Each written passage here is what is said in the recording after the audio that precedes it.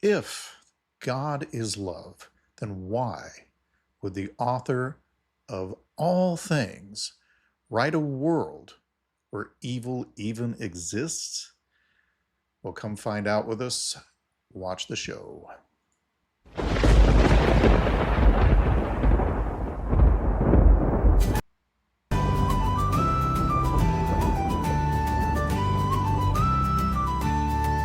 Coming from the wild, from the rain and the stone, where the wind has no name and the traveler's alone. There's warmth in the fire and truth in the tale of the watcher who walks where the bold-hearted fail.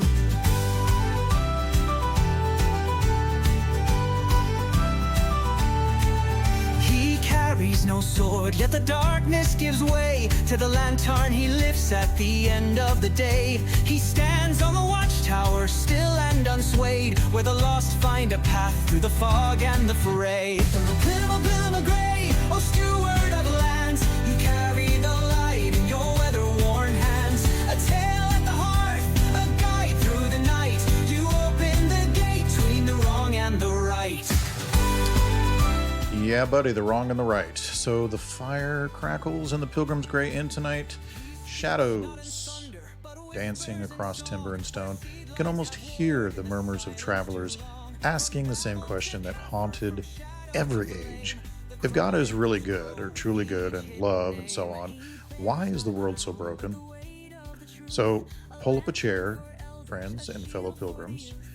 Tonight, we will trace the threads of love, freedom, and divine sovereignty and see how the tapestry of a world filled with suffering might in truth be woven by perfect hands. This is Pilgrims Grey Chronicles, Robert Clark, your host, where faith meets reason, myth meets meaning, and the road, the long road, always goes ever on. That is what we deal with here in this world. Many of us don't belong here. C.S. Lewis wrote about that we have bodies that don't seem to find any lasting pleasure in this world, right? We, in C.S. Lewis's world, in his observations, he thought that pointed to the fact that we were not really made completely for this physical world. It's why we can't truly find 100% happiness here. There's always something missing, like the song by the band Extreme. There's a hole in our hearts that can only be filled by Him. But we look via wealth and riches and anything we can do, fame, doesn't matter. And we think that'll be it, but it never really is. And instead, oftentimes we are fraught with things that are evil. That's what we face. So, in our previous discussions on the ontological and moral arguments for God's existence, the problem of evil keeps surfacing, and it's the number one argument that unbelievers use, and for good reason. It's a legitimate argument.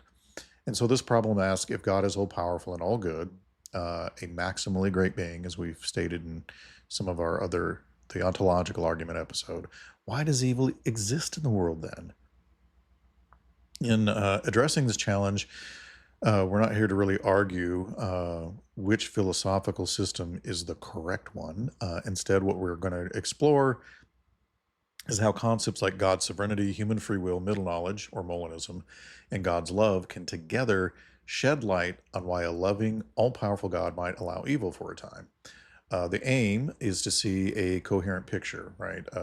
That God's ultimate purpose, a world of genuine love, may require permitting free choices, even wrong ones, for right now, while He remains in control of the story's ultimate outcome. And so understanding the problem of evil involves both moral evil, right? Evil resulting from human choices like sins, injustice, and cruelty, and natural evil, right? Suffering from natural events like disasters or disease, because people bring that up too. In fact, I just dealt with that as one of the comments, and I can't even remember. Have had to deal with so many comments. The moral argument blew up and out of control. I think it's my first video that's gone over 100,000 views. Mostly because of Facebook, I think, is driving it, because I looked at my YouTube numbers and YouTube isn't driving it as much as people coming from Facebook. So it doesn't necessarily show that it's being driven simply by YouTube subscribers, if that makes sense.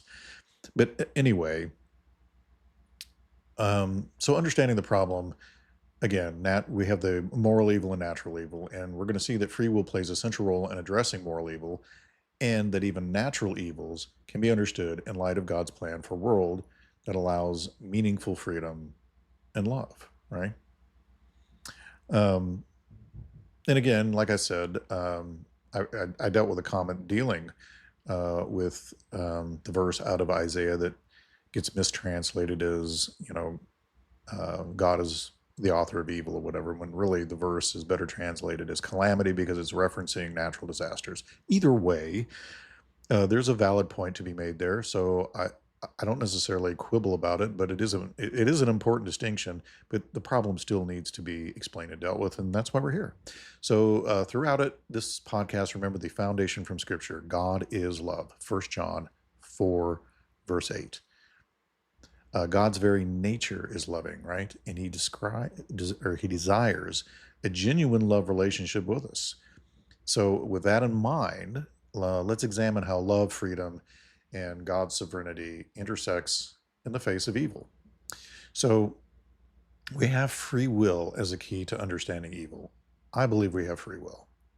I know not everybody does, and I know there's countering opinions, and I'm sure that we'll get into that in the comments section at some point, because I know there are even Christians disagree with this concept of free will, and there are debates about open theism, compatibilism, all these different ideas. But I'm not here I'm not going to debate that in this because it's already going to be an hour long just with what I'm describing. I wish I had all the time in the world. I wish the show would take off in such a way that it is providing me with income, because it doesn't. I spend my money on this show.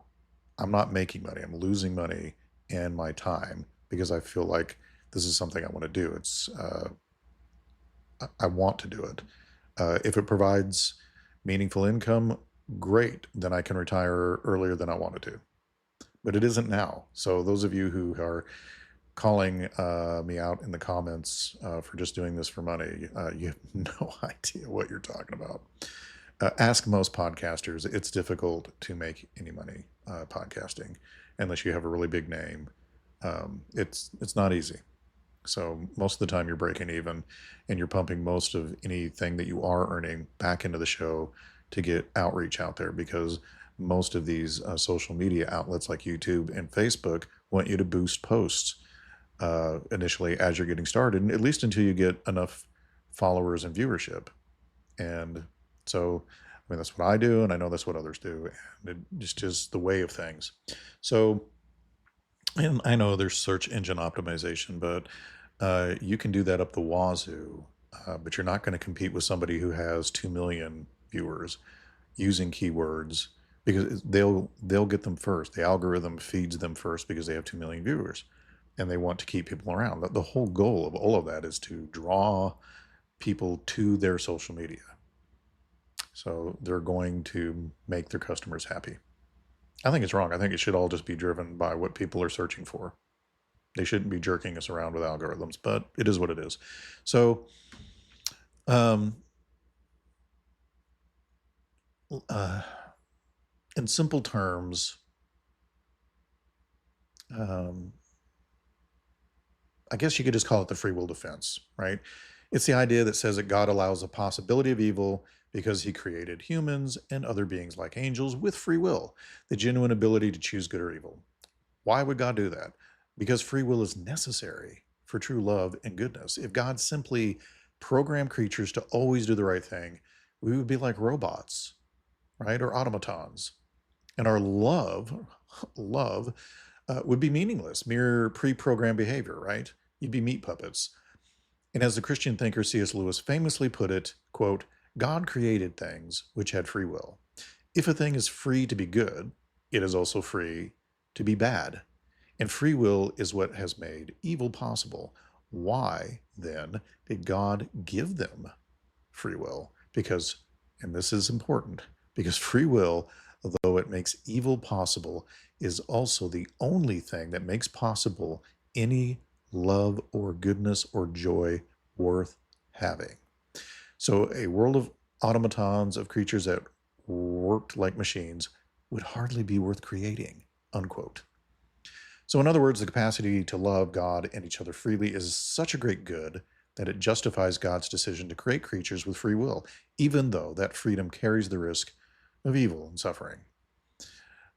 Just know, though, that, and we'll get into this at the end of the show, that this is just the first phase. It has to be this way initially, but it won't be in the end. That will make more sense later, and I touched on that in another podcast, one just before this. So this means moral evil ultimately stems not from God's cruelty or indifference, like so many have said in the comments, but from creatures abusing their freedom. So when people lie, steal, harm, or hate, they are using the good gift of free will to make evil choices. And we all recognize this, which is why in the moral argument, we all know objective moral values and duties are true. And anybody who says otherwise is just giving lip service because they don't live that way. The proof of what you really believe is how you live, and you live as if objective moral values and duties are true. So you can say whatever you want, type whatever you want, but the reality is you live as if they're real. God could prevent all evil by removing our freedom, right? But in doing so, he would also remove our ability to genuinely love or choose what is good, because he would be the one doing it. So love, to be true love, must be freely given, and one must have the real option not to love. As one apologist quipped, the ability to love God requires libertarian freedom. And this ability, when used in a backwards manner, also allows humanity to commit evil. I think that was Tim Stratton, who probably doesn't remember me. I've been following him before he finished Biola University. We met as fellow debaters against somebody regarding free will, and Tim did such a marvelous job. I just left the forum and let him handle it because he does such a good job of explaining things. But I've interacted with him for off and on for a while now. I even wanted to try to visit him in Nebraska when we went out to the Grand Canyon, but they weren't anywhere nearby, and maybe he doesn't even remember. But if you do, hey Tim, I'll send this video to you so you can watch it, because I learned most of what I learned about all this from you and Dr. Craig. So, and some others, of course, and I'll quote them also.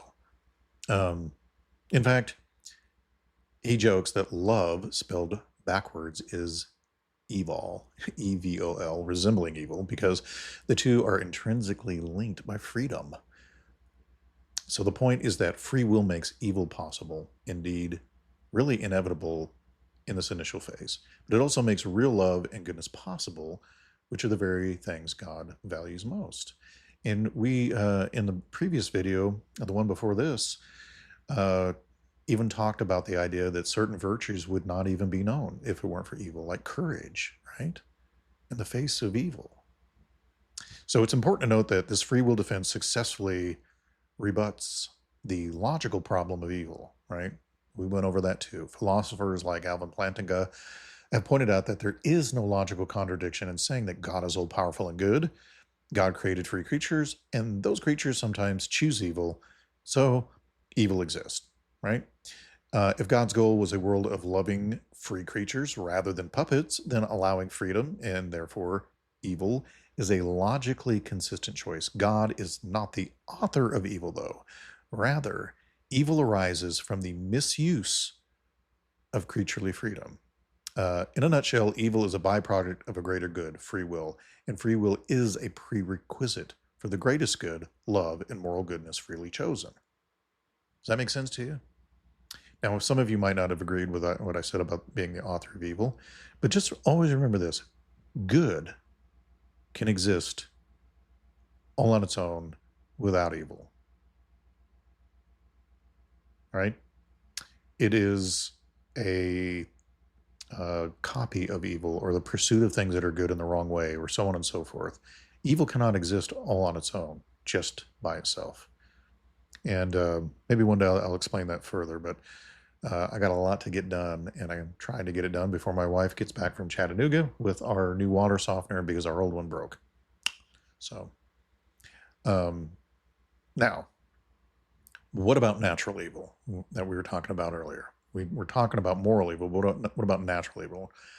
And these are things like earthquakes, diseases, hurricanes that cause suffering without direct human choice, right?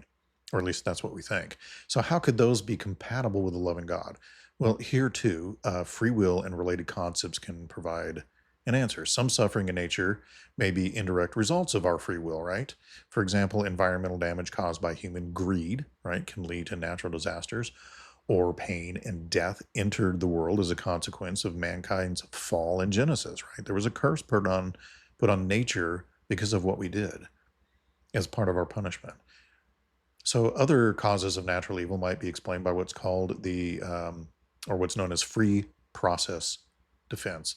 And this idea suggests that for God to create a world that follows consistent natural laws and allows stable, meaningful interaction, there must be the possibility of things like natural disasters or randomness of nature. So one writer explains that we live in a complex world of interrelated physical systems, right? Weather, geology, biology. And not even God can create a complex system capable of genuine randomness that never changes for the worse, right? Or results in natural evil, kind of like free will for nature. So, in other words, a universe stable enough to support life and free decisions might also inevitably produce some natural horrors as a byproduct of those same good physical laws, maybe even in response to our evil, right? We have biblical verses that seem to indicate that, the earth can spit us out or up because of blood soaked land and so on and so forth, things of that nature. So, God could constantly tinker with nature to prevent every earthquake or storm, just like he could tinker with the planet, right? Or with humanity. But doing so might make the world erratic, or more importantly, undermine the freedom of creatures to learn, make choices, and interact with a consistent environment. So, while this is a deep enough topic on its own, we mention it just to show that not all evil is directly willed by God or catastrophes. Right? Rather, God may allow the world to run by certain ordered processes and laws, which on the whole are good and necessary, even though they sometimes result in suffering. Right? It rains on the just and the unjust, right?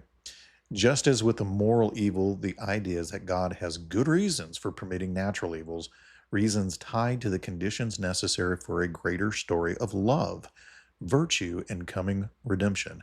In fact, we're going to see that God's sovereignty and knowledge are so great that he can work through both human free choices and the randomness of nature, or seeming randomness of nature, to accomplish his ultimate loving purposes, right? And don't forget, we tamper with nature too. I talked about it in Friday's show. We had clear skies since the government shutdown for 2 weeks, and then suddenly the skies were flooded with chemtrails every place. It literally created this ugly, synthetic, smearing, hideous cloud structure over all of southern Tennessee. It was amazing to behold, and quite hideous to behold, quite frankly. Out there now, out my music studio window, I see realistic white puffy cottony clouds. You can tell the difference when you observe. Anyway, let's talk about God's sovereignty and God's middle knowledge, or what's known as Molinism. Granting humans free will is crucial for love, but it raises a theological question. Is God still in control? Right? If humans, or even random natural processes, can do evil that God doesn't like, does that diminish God's power or plan?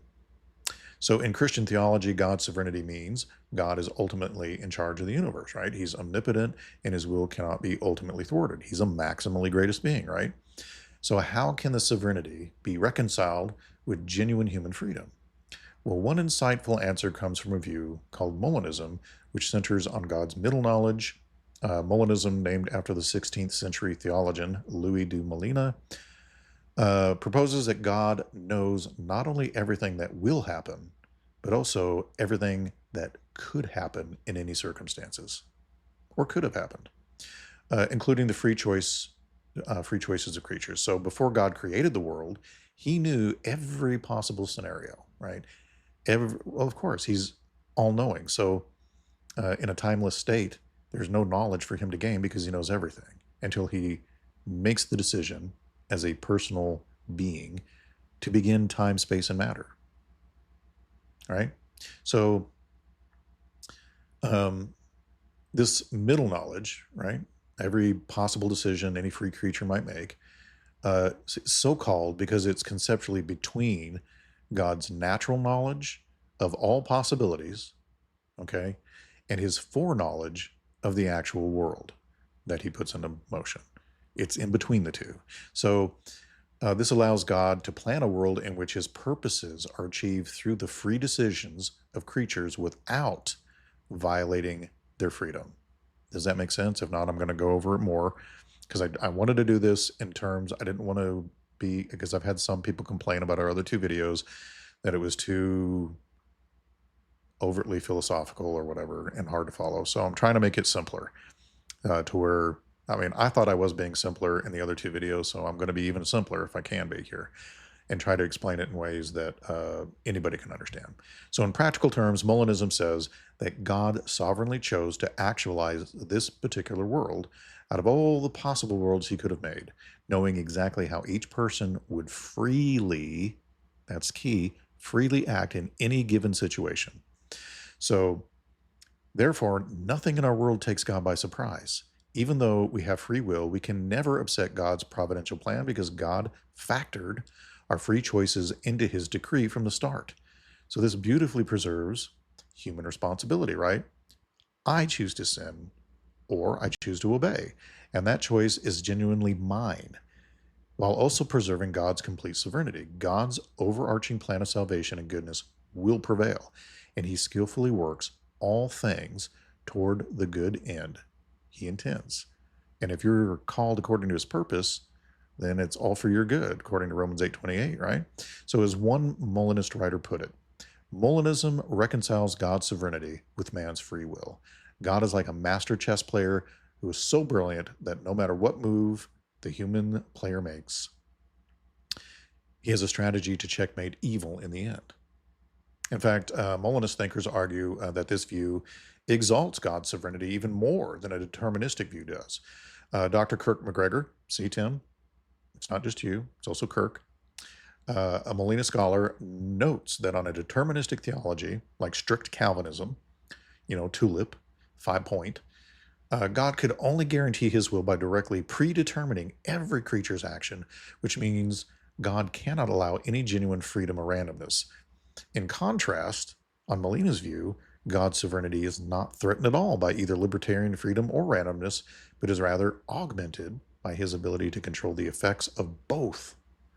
So in other words, a God who can accomplish His will through genuine free choices and even chaotic natural events is even more sovereign and powerful than a God who has to micromanage every molecule, right? I think that's a better definition of a maximally greatest being. So nothing is outside God's knowledge or providence, yet every creature is truly free within that providential plan. So this reconciles the tension. God predestines all things in the sense that He chooses the world and the destiny in which His ultimate design is fulfilled. But this predestination operates via foreknowledge of free decisions rather than by coercing those decisions or being a puppet master, right? So the result is a robust model of divine providence. God wins in the end, but we freely participate in the unfolding story, right? I mean, how awesome is that? So, for example, consider a biblical story often cited in this context. Joseph tells his brothers, "You intended to harm me, but God intended it for good to accomplish what is now being done, the saving of many lives," right? Genesis 50, verse 20. So Joseph's brothers freely chose an evil act, selling him into slavery. I mean, first it seemed like they were going to kill him. And yet God used that very act as part of a larger plan to save people from famine. Molinism would say God knew beforehand exactly what the brothers would do in their jealousy, and he positioned Joseph in Egypt to turn that evil into an eventual good. So God did, and there's more examples of it, but that's one that most of you will understand or remember. So God did not cause the brothers' wicked choice. They did it of their own will, but God allowed it, and because he doesn't interfere with free will, but he worked through it to bring about a greater good. So this is how God's sovereignty and our free will can coexist. God remains the ultimate author of the story, even if some chapters are written by creaturely agents. So by incorporating middle knowledge, we can also address the couldn't God have made a world with free will but no evil question, right? So according to Molinism, God knew what every possible free creature would do in any scenario. It could be that every feasible world that included free will also included at least some evil. Because if creatures are truly free, there will always be some who choose wrongly. Again, I say this in this initial phase because I think there's a phase to a new heaven and a new earth where that won't be the case. But this is the choosing battlefield, and we'll get to that again. It's the last thing I'm going to cover. So, if creatures are truly free, there will always be some who choose wrong, right? Philosopher Alvin Plantinga introduced the idea of trans-world depravity, which is a hypothesis that maybe in any world of free beings, at least one person would go wrong at some point. So it might be logically impossible, even for God, to have free will without any evil at all. But God, via his middle knowledge, chose a world with an optimal balance of good outcomes, right? So, or at least the outcome he wanted, either way. So in Christian terms, we believe God chose a world in which, despite the evils and suffering that occur by free will, the maximum number of people would freely come to know and love him, and eternal joys would far outweigh the temporary pains. So this is a comforting thought to me because the world with all its darkness is ultimately the stage for a story that results in as much love and goodness as was possible. And as one theologian succinctly stated, not even God could create a complex world of genuine freedom that never goes wrong unless he removed freedom altogether. So God determined that removing freedom was not an option consistent with his loving purpose. That is why you see so much struggling in this world. He won't interfere with free will. You remember the cartoon from Disney, Aladdin and his lamp? In crude terms, I suppose, you remember one of the laws that a genie can't do is to interfere with somebody's free will and force somebody to love you. Remember that? So, God's love is at the heart of it all. And we've talked about freedom and sovereignty, but underlying these concepts is something even more fundamental, right? God's love. He is love. So the Bible doesn't just say God has love, it says God is love, right? So his very nature is loving, and his motive for creating the world was to share love. So he desires creatures who can receive his love and freely love him in return. Freely. So this casts new light on why free will is so valued. So forced love is a contradiction in terms. Love must be freely given from the heart. And I'm going to quote Dr. Tim Stratton again.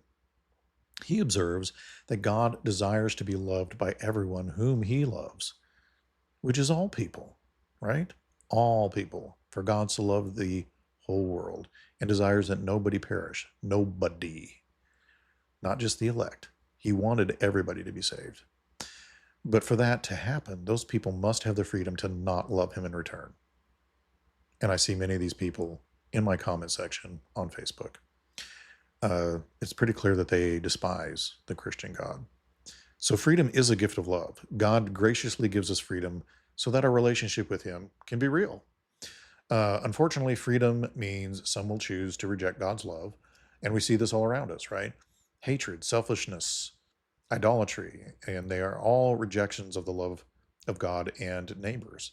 So God's heart grieves over evil much more than we do, yet he permits it for now because to forcefully prevent all sin would be to eliminate the very relationships he wants with us. So, in a sense, God's love is behind his willingness to suffer the presence of evil for a time. In fact, he even allows it to be inflicted upon himself and takes all of your sin on himself legally so that you can be restored to him. Throw down your weapons, put away your pride, put away your desire to live according to your own rules, subjectively apart from his objective moral values and duties, because your plan don't work. You may not think so now, but in the end, it don't work. So the famous verse, John 3:16, tells us God so loved the world that he gave his son to save us, his only begotten son. And that implies there is something God values so much that he was willing to endure the evil and sin of a fallen world and even experience its consequences himself. So what God values that much is a family of children who freely love him. Any of you who have children know what I'm talking about. So there's a profound statement in Christian philosophy. God does not desire a world full of puppets, but a world of children. The love between a parent and child is most meaningful when the child chooses to love and trust the parent, right? God, in a similar way, wants us to choose him. The entire drama of human history, with its tragedies and triumphs, can be seen as God's outreach in love in humanity's free, sometimes fumbling response, right? So those who accuse God in the face of evil may miss this perspective, right? God's allowance of evil is not indifference. It's not that he doesn't care. It's his mercy and his patience allowing room for repentance and love. Many of you are still shaking your fist at him, balled up because you're not happy with the evil you see in this world. Well, neither is he. But it has to be allowed for you to know what love is. And scripture says God is patient, not wanting anyone to perish, but everyone to come to repentance, including you, though you're at war with him right now. So if God were to stamp out all evil instantly, none of us who've done wrong, which is all of us, would remain. But in love, he endures the evil we do, whether great evil or minor evil, to give us the chance to freely turn to him and be saved. Evil has to be paid for. Sin has to be paid for. There's a legal payment that has to be made, even if you don't think you're so bad that you should be separated from God forever. So another way to look at this, or look at it, is that God's world is oriented toward a certain kind of love story. The greatest love is when someone lays down their life for another, and God himself did that, right, for us.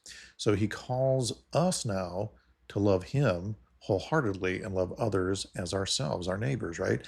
None of this love could be real without genuine choice. And so free will is not just a philosophical device to solve a logical puzzle. It's part of the very fabric of God's purpose of love. When we see atrocities and ask, why, God, right? Why would you let this happen? We should remember that he saw them too, right? And he saw the cross of Christ, and he deemed that allowing evil for a time was worth it for the sake of eternal love. So as C.S. Lewis said, quote, if God thinks this state of war in the universe a price worth paying for free will, then we may take it. It is worth paying, unquote. And I agree with it. I love Lewis, by the way. Second only to Tolkien. So that state of war refers to all the spiritual and moral conflict we experience.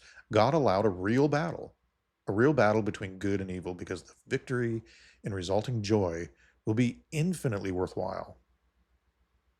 The happiness which God designs for his creatures, Lewis notes, is to be freely, voluntarily united to him and to each other in an ecstasy of love, something so glorious that our current experience of love is but milk and water in comparison. And for that, although I really love both milk and water, so I don't know that that was the greatest analogy, but anyway, maybe I should have used coffee instead, because I love coffee too. And for that, they must be free. Speaking of which,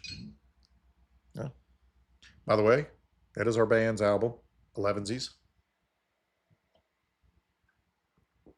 Not because we're Masons, because I was born November 11th, and there's 11 songs on the album, and it had to do with Tolkien's Breakfast for Hobbits. All right. So, anyway, Just felt like probably ought to clear that up. In summary, God's love is the ultimate answer to the problem of evil, basically. It was out of love that God created free beings. It is out of love that he permits our free choices to run their course, even when they cause pain to ourselves and others. And it is out of love that he provided a remedy for evil, right? Through Jesus Christ, and a plan to eventually wipe away every tear without violating our freedom. Every moment of pain and sorrow is also a moment of decision and response, an opportunity for us to freely choose compassion over cruelty, faith over despair, love over hate. In a world without any possibility of evil, such choices are meaningless. But in this world, they carry eternal significance. Like one of my favorite movies, what we do in this world echoes through eternity, right? Gladiator, great film. So from this world to the next, free will and eternal love. A critical part of our decision is understanding the end game of God's plan. So if God's goal is a world of perfect love and no evil, what we often call heaven or the kingdom of God, why not just create that to begin with? Why go through this messy world of suffering first, right? Well, we touched on this when mentioning middle knowledge, and it's worth expanding on the idea. Christian philosopher William Lane Craig suggests that perhaps heaven, a world where everyone freely loves God and no one sins, could not be actualized without a prelude or a run-up world like ours with genuine moral decisions.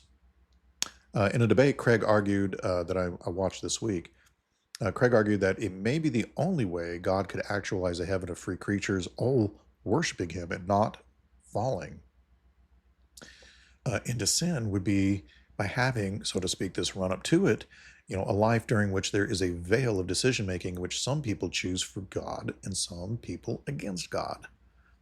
But once firmly in place, it's forever, right? That stamp, that seal is there forever. You either opted in this world to receive the Lord and love and by your free decision, or you don't want to be in his presence, so that's what he allows, is for you not to be in his presence. But just know that's going to be a living hell because you've just separated yourself from the God of love. So you'll be in a place that is devoid of love and instead filled with people who are more concerned about their subjective rights and whatever you want to call it than they are about God at all. So have fun there. I want nothing to do with it. So I'm just thankful for God's grace. So in other words, a perfect eternal world populated by truly free, loving creatures might only be possible if those creatures first freely chose God in a context like our present world, right? So God could not simply create free beings who were guaranteed never to sin. That would violate the very freedom that defines them. But if those beings, sorry about that, folks, I usually have that up here so it doesn't vibrate my microphone. If those, God could not simply create free beings who were guaranteed never to sin. That would violate the very freedom that defines them. But if those beings chose in this life to love God and reject evil, then God can bring them into a heaven where they will no longer sin. There will be free will, but it will be within a range of good things, not sin. So as Craig summarized, it may not be feasible for God to actualize heaven in isolation from such an antecedent world first. So just think of this life as the choosing ground, right? God sets before each person life and death, good and evil, and asks us freely to choose him. Though, in fact, he seeks us first and says, hey, I love you. Yo, over here, I love you. And we either go, hey, I love you right back and hug him, or we give him the finger and walk away and say, I want to live my life under my own terms. Okay, I'll let you, but just know I love you and I'm going to give you every chance to come back to me. So anyway, those who do are not then forced to abandon sin. Rather, God transforms them so that in the next phase of life, right, the resurrection and eternal life, they won't want to sin anymore, right? Process of sanctification. This answers a potential paradox, right? If in heaven we won't sin, do we still have free will? Are we just going to be robots then? Well, the answer is no. We will have free will in heaven, but we will have been so freely united with God's loving nature that we cannot sin, just as God cannot sin, yet remains perfectly free. A theologian from Come Reason Ministries explains it like this. In eternity, the redeemed will be able to not sin and unable to sin. So our nature will be so aligned with God's goodness that sin holds no appeal to us like it does here. So this isn't a removal of freedom, it's the fulfillment of our free choice to love God rather than ourselves, just ourselves. Jesus himself is the model, right? He had free will, yet he never sinned because his will was always to do the Father's will. Even though Jesus could not sin, he was still free. Therefore, we can exist with free will in heaven and we will not sin. He's the example. And as one writer notes, pointing out that no one says God isn't free just because God cannot sin. And so similarly, in our glorified state, we will be fully free and incapable of sinning, not because God removes our freedom, but because he heals our corrupt desires and gives us a new nature that only wants the good.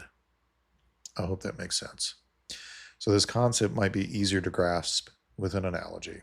Imagine a man who has lived in darkness and filth by his own choosing. But then he freely decides to step into the light and be cleansed. Once cleaned up and standing in the light, he has no desire to return to the filth. Technically, he could try, but why would he? In heaven, having seen the full reality of God's glory and understanding him and having experienced the bitter fruit of evil during earthly life, the redeemed have no desire to rebel. Our free will isn't revoked. Instead, our character is perfected. We freely confirm our earlier choice of God every moment by enjoying and worshiping him with no inclination to do otherwise. Unlike how we acted here, right? So, this two-stage plan, earth then heaven, shows the brilliance of God's approach to dealing with evil while still accomplishing a world of love. God did not create evil, he created the possibility of evil by granting freedom. Creatures actualized that evil by bad choices. God then redeemed that evil through Jesus Christ's sacrifice, showing his love and opening a path for us to be restored. Those who embrace his grace are promised a future where evil is no more, but love remains freely and purely. And crucially, we will understand and appreciate why evil is no more. Having known the ugliness of sin and suffering, we'll rejoice in our deliverance from it. I can't wait. I'm sick of this body. And the fact that I have a crappy attitude at times. And I don't always feel great, in the words of the Apostle Paul, I consider that our present sufferings are not worth comparing with the glory that will be revealed in us. Romans chapter 8, verse 18. That glory is a world of love unmarred by pain, which God will bring without overriding our free will. So when we ask, well, why doesn't God eliminate all evil now? Well, the answer is he will in his timing, but he's not done saving and transforming everyone who will freely come to him, right? So as one perspective puts it, God allowed evil to exist temporarily as part of a grand plan to achieve a permanent future where good alone is freely chosen. We are in that temporary phase now. The victory over evil is assured, though through Christ's resurrection, yet the outworking of that victory still involves our free responses. So make good choices, like the movie said. Every moment until the end of the age, God is sifting the hearts of people via circumstances that include both blessing and suffering, right? It's a veil of decision. Eventually, those who truly love God will be with him in a renewed world. And those who persist in evil will, by their own choice, separate themselves, right? That's another topic, but it touches on the problem of hell, which itself is understood by many Christian thinkers as God respecting the free choice of those who reject him and wouldn't be happy in his presence anyway. They don't like anything about it. So when we weave together all these threads, God's sovereignty, human free will, Molinism, middle knowledge, and God's overarching love, we get a picture that while it doesn't answer every mystery, it offers, and I don't think we're supposed to know every mystery, It offers a coherent Christian theodicy, right? Or which is a explanation for evil. Um, I said I was going to make it more common, and I don't need to be using terms like theodicy. But anyway, in this view, the existence of evil does not contradict God's goodness or power. Rather, evil is a tragic consequence of God giving his creatures the dignity of freedom, which is necessary for a world of genuine love. God, in his sovereignty, knew this would happen and made provision to redeem and overcome evil without canceling the freedom that makes love possible. So, as a result, God can bring good even out of creaturely evil. In fact, the greatest good of all time, the salvation of humankind through Jesus' death and resurrection, was achieved through the evil act of crucifying the innocent Son of God, an act God permitted and foreknew for the sake of saving us and reestablishing legally the ability for us to have a relationship with him that is a loving one, again, for us to be restored. So just as Genesis 50:20 said, humans meant it for evil, but God meant it for good. And here, let's go over just to summarize. God's nature and goal is love. God is perfectly loving and desires a real love relationship with creatures. He created us out of love to share love, but true love requires freedom, not force. And this is why free will is built into God's design for humans, and why, even to make you happy, he's not going to interfere with it. You can pray until you're blue in the face, and sometimes people are just going to choose evil no matter what you say, even if you raise a child right. Often the sons and daughters of pastors come out pretty badly. Not always, but you know what I mean. It's because we're all human and we get the choice. We get to choose. I'm not saying not to pray or teach what is right. I mean, that obviously influences, but ultimately everybody gets the freedom to choose to love God or to reject him and go their own way. And then we have free will and moral evil. Because we have free will, we have the capacity to choose evil as well as good. Sadly, all people at times choose selfishly and sinfully, which introduces moral evil into the world, right? And evil is not what God wants, but it is a permitted possibility that came with the gift of freedom. So the existence of evil does not mean God is powerless or unloving. It means God chose to create creatures, not puppets, and he deemed it worth the risk, since without freedom, virtues like love, courage, worship, and sacrifice would not exist in any sort of meaningful way. How would it be meaningful if you got a finger puppet that you're forcing to do these things? It's not real. And then we have God's sovereignty, still being in control. God remains sovereign over history. Through his middle knowledge, as highlighted in Molinism, he knew exactly how free creatures would behave. God's providence can thus work through our free choices. We saw that God could even use the bad choices of humans to further a greater plan, right? So without endorsing those bad decisions. And Molinism emphasizes that there is no contradiction between God's control and our freedom, because God's infinite knowledge encompasses our free decisions.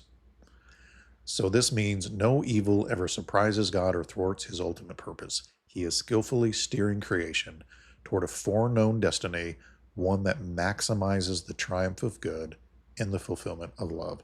And I think we know this instinctively, which is why we're drawn towards movies where the good side wins in the end. So, in the role of middle knowledge, with Molinism, we understand that God knew every possible world. He chose to create this world in which he knew that, for example, you and I would exist and have the opportunity to know him. He also knew the sins and evils that would occur, and he permitted them because they would be woven into a story that leads to the best possible outcome. Remember Romans 8:28? Whereas many as will freely love him do so, and evil is defeated in the end. And as, again, one Molinist author noted, he sovereignly actualized a complex world in which his will is fulfilled through genuine freedom and even randomness. Not even God could create such a world that never goes wrong unless he removed freedom. So God chose the path that achieves his loving goals while respecting the freedom of his creatures. And then remember, we spoke of pure love, right? Being the heart of the answer. At the heart of the Christian answer to evil is God's pure love. God's love is so pure and intense that he even grants creatures the ability to reject him. And when they did, He showed the depth of his love by providing redemption at his own cost. So the presence of evil in the short term allows the revelation of things like sacrificial love, mercy, patience, forgiveness. And these are virtues that would never be seen in a world with no sin, right? Like I mentioned, courage early on. As strange as it may sound, certain great goods can only exist in a world where evil is possible. That's why we have these two phases. Remember, I just said? So, for example, forgiveness can only be exercised where wrong has been done. Courage only exists where there is danger or fear to overcome. Self sacrifice only makes sense in a world where pain and loss are realities. And God knew that a world with the possibility of evil could also be a world with incredible heroism, virtue, redemption, and that these goods contribute to the ultimate good of freely knowing and loving God refined through trials. And it doesn't mean evil is necessary in an absolute sense, but given God's aims, it was permitted for a time as part of the journey toward a very specific destination, right? Which will ultimately be your choice. And then we have evil's defeat in the future world. So Christianity teaches that evil will not continue forever. Through Christ, God has already broken the back of evil. And in the end, all evil will be judged and removed. And the hopeful message is that God will create a new heaven and new earth where righteousness dwells. Right? 2 Peter 3:13. In that redeemed creation, there will be no more death, pain, or tears. Revelation 21:4. But crucially, those who inhabit that world will be there by choice. Our choice to accept or receive, I guess is a better way of putting it, God's grace and their characters will be fully sanctified. So we discussed how in eternity free will in the absence of sin coexist. The idea that our only desire will be for the things of God in heaven, right? It's not an insult to our freedom, but the fulfillment of our deepest free desire, which is for God himself when we make that choice. And God will not lobotomize us to prevent sin. Rather, he'll bring us to a place through this life of choosing where sin is simply unthinkable to us, right? We will retain our ability to choose, but having made the supreme choice of loving God, we will never wish to go back. Just like the example I gave of the guy going back to the yucky darkness. So to quote the earlier source, we can exist with free will in heaven and we will not sin. No one argues that God has no free will, yet God cannot sin. So it is possible for a being to be truly free and not able to sin. And this is exactly what we look forward to during God's phase 2, ultimate liberation, where our freedom is not abolished, but perfected, right? So we pull this all together. Why does God allow evil? Because allowing temporary evil is the only way to eternally fulfill his vision of a creation filled with true or real pure love. God's sovereignty and wisdom are so great that he can permit evil without being defeated by it. Instead, he weaves it into his plan, uses it, and overcomes it. In the grand story God is telling, evil occupies a few chapters, but it is not the final chapter.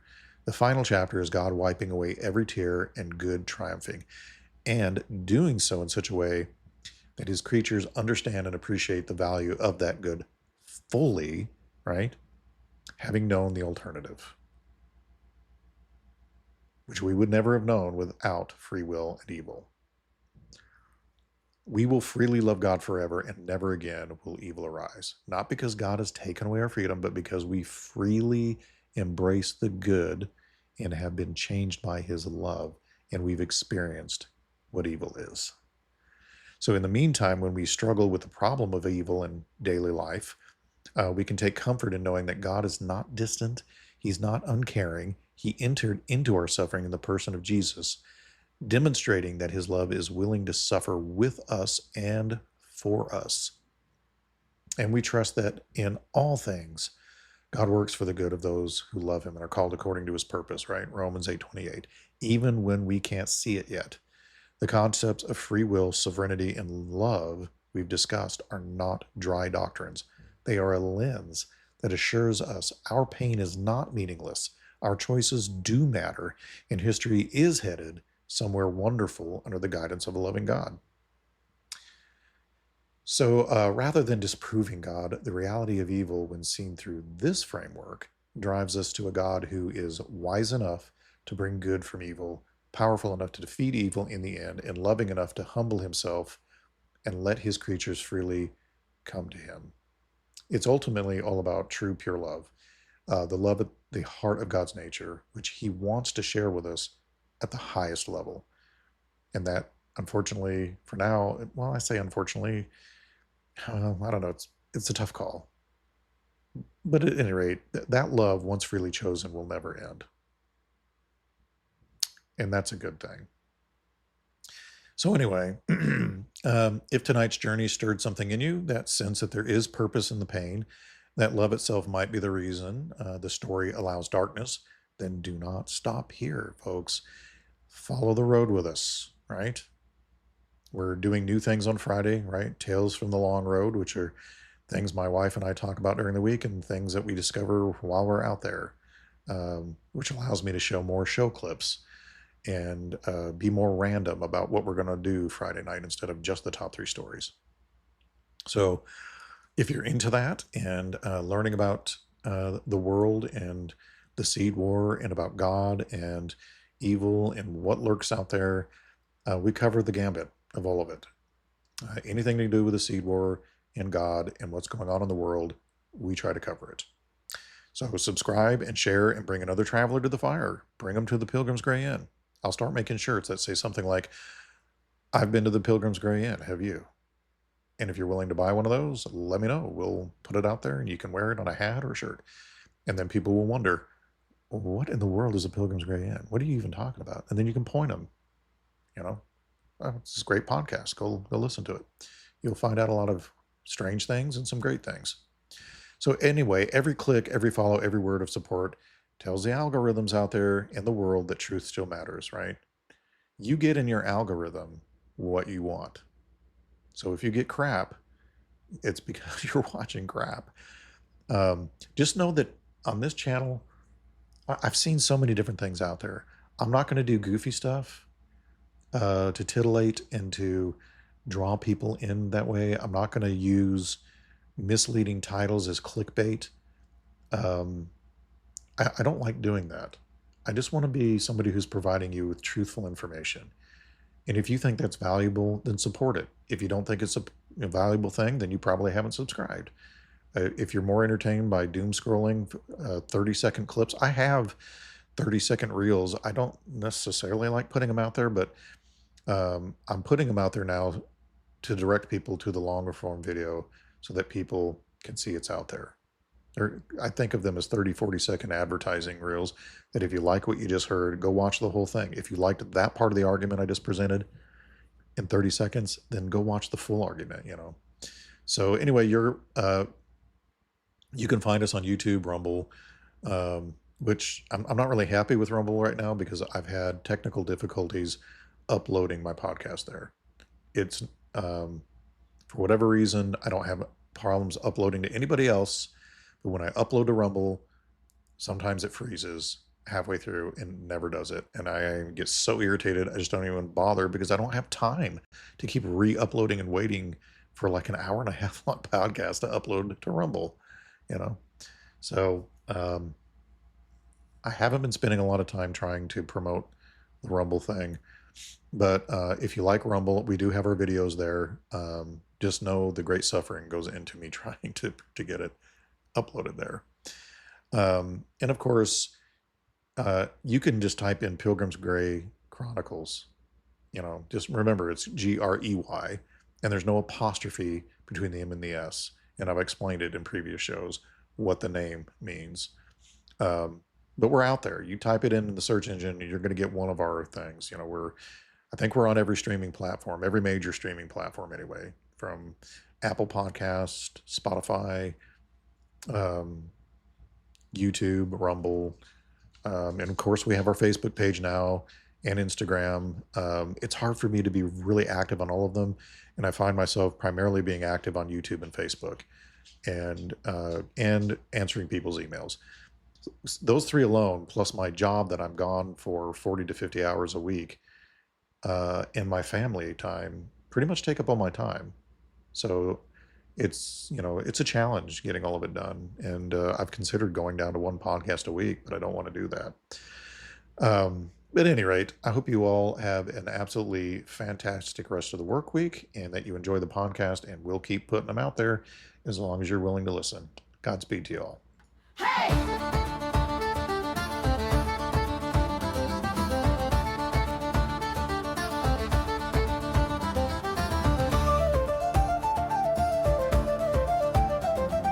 Gather round, ye travelers, lend me your ear. A tale of heroes who knew no fear. Through shadowed woods and mountains steep, their legacy lives where the wild winds sweep. Raise your tankards high and sing for the grey pilgrims and what they bring to every corner. Their stories stay. Hail the Chronicles of Pilgrims Grey.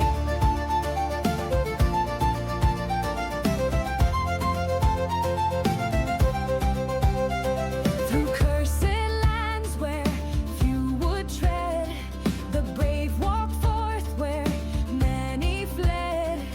Lanterns lit the endless night, their spirits burned a guiding light. Raise your tankards high and sing for the grey pilgrims and what they bring to every corner. Their stories stay. Hail the Chronicles of Pilgrims Grey.